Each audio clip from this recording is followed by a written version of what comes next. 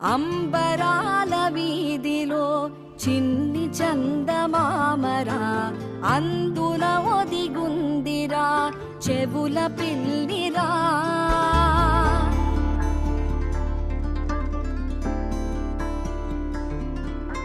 నీడ నీలి దీవిలో నీటి మీద మెరిసెరా, ఆ వెన్నెల కాంతిలో కూర్మముందిరా. అమాయత వెలుకి తాంబూల పెటిక కట్టుందిరా, తాపిగా ఈదుకుంటూ నీళ్ళల్లో ఏములో దాకుందిరా. తారలాంటి ఆకారం తాళమే దానికి వేసుంది.